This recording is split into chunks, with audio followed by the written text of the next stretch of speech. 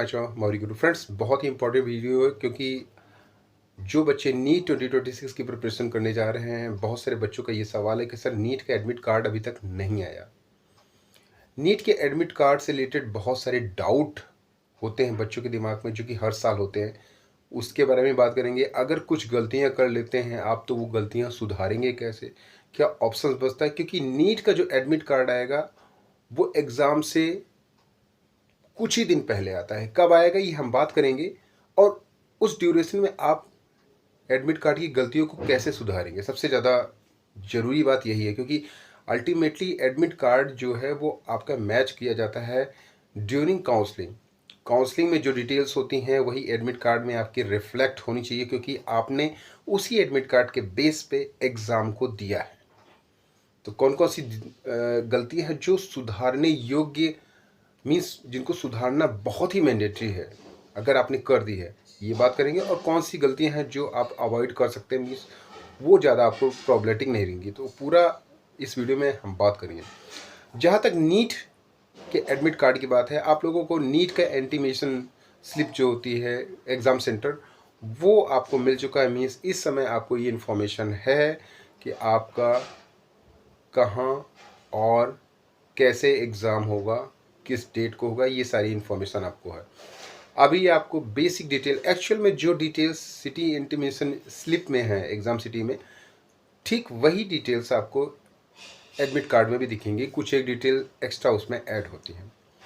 कौन कौन सी ऐसी गलतियां हैं जो आपके लिए हार्मफुल हो सकती है। देखिए, एडमिट कार्ड में हर साल मैक्सिमम बच्चों के एडमिट कार्ड में गलतियां होती हैं। खासकर बहुत सारे बच्चों का एडमिट कार्ड में फ़ोटो नहीं होता है, कुछ बच्चों का फ़ोटो बहुत धुंधला होता है, कुछ बच्चों का नेम में मिस्टेक हो जाती है। हालांकि ये सुधारने का मौका है, एनटीए ने ऑलरेडी आपको दे रखा था कि आप कई जगह चेंजेस कर सकते थे पहले भी, उसके बावजूद भी बहुत सारे बच्चे गलतियां करते हैं।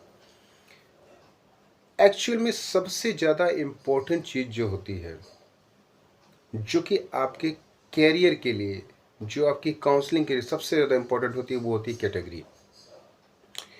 अगर आप कैटेगरी में मिस्टेक करते हैं और ये मिस्टेक आप दूर नहीं करते हैं, तो कहीं ना कहीं आपका बहुत ज़्यादा नुकसान हो सकता है। क्योंकि एक्चुअल में होता क्या है, मान लीजिए सपोज फॉर एन एग्जांपल आप SC ST या फिर OBC या EWS कैंडिडेट हैं, लेकिन गलती से आपने जनरल डाल दिया है, तो आपको दोबारा इस तरह का कैटेगरी चेंज का ऑप्शन नहीं मिलेगा। या तो उसके लिए आपको वैलिड प्रूफ देना पड़ेगा कि पहले आपने क्यों नहीं किया, ऐसा क्यों किया, क्योंकि बेसिकली आप इसमें पछड़े में फंस जाएंगे। ठीक यही गलती है काउंसलिंग में भी बच्चे करते हैं। जो EWS के होते हैं, OBC के होते हैं, वो गलती से जनरल मांगते हैं, और उनकी जो रैंकिंग होती है वो जनरल से होती है, और जो मेरिट लिस्ट निकलती है वो जनरल निकलती है, चाहे स्टेट कोटा की हो चाहे ऑल इंडिया कोटा की हो। और उनको कहीं ना कहीं जनरल के कैंडिडेट्स के साथ ट्रीट किया जाता है, और आप केवल जनरल के कैंडिडेट्स की ही सीट ले सकते हैं। तो इस तरह की गलती कभी नहीं करना चाहिए। और कुछ बच्चे ऐसे भी हैं जो जनरल कैंडिडेट्स होते हैं, गलती से EWS या फिर OBC रख देते हैं, उनके पास वो सर्टिफिकेट नहीं होते हैं, तो भी उनके लिए प्रॉब्लम हो जाती है। अल्टीमेटली उनको भी वहाँ पे जनरल कैंडिडेट्स कंसिडर किया जाएगा। तो एक्चुअल में सबसे ज़्यादा इम्पोर्टेंट जो होती है, फिजिकल हैंडीकैप्ड स्टेटस जो होता है वो भी इम्पोर्टेंट होता है। PWD सर्टिफिकेट वो भी बहुत ज़्यादा इम्पोर्टेंट होता है, क्योंकि पिछले साल मैंने एक बच्चे से बात की थी, उसका फिजिकली हैंडीकैप्ड सर्टिफिकेट बनाया नहीं गया था, हालांकि ट्रीट किया गया था फिजिकली हैंडीकैप्ड, उसको सीट भी मिली थी, और वो जब गया तो उसको सीट अलॉट नहीं हुई, क्योंकि कुछ परसेंटेज डिसेबिलिटी उसमें होनी चाहिए, 50-60% कुछ ऐसा होता है, उनका ग्रेड होता है, उस हिसाब से आपको होना चाहिए। तो ये बहुत ही इम्पोर्टेंट पॉइंट होते हैं। आपका मेन मिस्टेक क्या होनी चाहिए, कैटेगरी में मिस्टेक नहीं होना चाहिए, डेट ऑफ बर्थ में भी मिस्टेक नहीं होनी चाहिए। हालांकि डेट ऑफ बर्थ में मिस्टेक बहुत ही रेयर केस में होगा, क्योंकि वो सीधे आपका आधार से मैच करता है, ठीक है। अगर हो जाता है तो उसको भी आपको सुधारना पड़ेगा, ठीक है।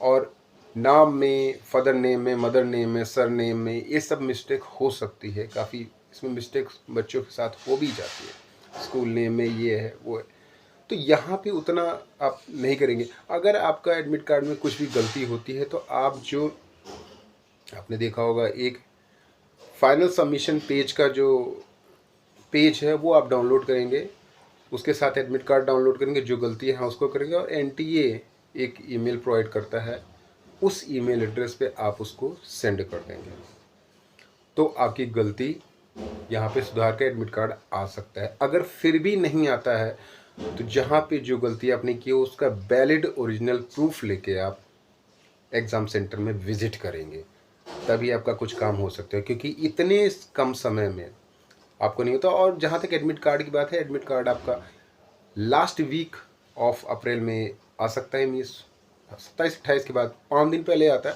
तो 27-28 तक आपका एडमिट कार्ड आ सकता है।